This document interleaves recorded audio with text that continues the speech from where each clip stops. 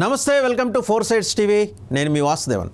Andhra Pradesh assembly నియోజకవర్గాల విశ్లేషణ భాగంగా ఈరోజు మనం రెండు రద్దయిన నియోజకవర్గాలు తూర్పుగోదావరి జిల్లాలో వాటి గురించి మాట్లాడుకుందాం. ఒకటి సంపర అసెంబ్లీ నియోజకవర్గం 2009లో రద్దయింది. రెండవది ఎల్లవరం అసెంబ్లీ నియోజకవర్గం, ఇది కూడా 2009లో రద్దయింది.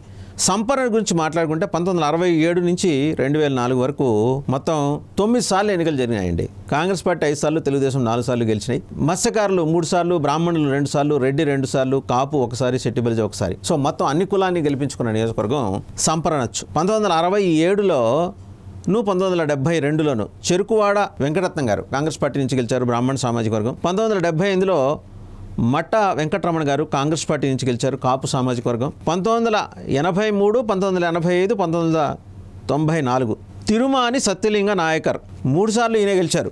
1983, 1985, 1994 తెలుగుదేశం పార్టీ నుంచి గెలిచారు, మత్స్యకార సామాజిక వర్గం. 1989లో అనిశెట్టి బుల్లబ్బాయి రెడ్డి గారు కాంగ్రెస్ పార్టీ నుంచి గెలిచారు, రెడ్డి సామాజిక వర్గం. మళ్ళీ ఆయనే 2004లో కూడా గెలిచారు.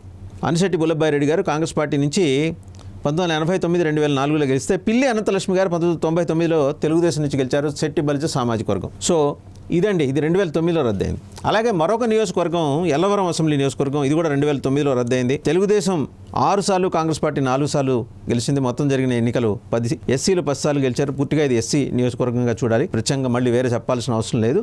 1962, 1967లో చోడి మల్లికార్జున గారు కాంగ్రెస్ పార్టీ నుంచి గెలిచారు. 72లో తడపట్ల రత్నాబాయి గారు కాంగ్రెస్ పార్టీ నుంచి గెలిచారు. 1978లో గొర్రెల ప్రకాశ్రావు గారు కాంగ్రెస్ పార్టీ నుంచి. 1983, 1985 చిన్నం జోగారావు గారు తెలుగుదేశం పార్టీ నుంచి గెలిచారు 2 సార్లు. 1989లో సీతంశెట్టి వెంకటేశ్వరరావు గారు తెలుగుదేశం నుంచి గెలిచారు. మళ్ళీ ఆయనే 1989, 1994, 1999 సీతంశెట్టి వెంకటేశ్వరరావు గారు తెలుగుదేశం పార్టీ నుంచి గెలిచారు. 2004లో చిన్నం బాబు రమేష్ గారు, ఈయన కూడా తెలుగుదేశం నుంచే గెలిచారు. ఈ రద్దయిన నియోజకవర్గాలు సంపర, ఎల్లవరం నియోజకవర్గాల పరిస్థితి ఇదండి.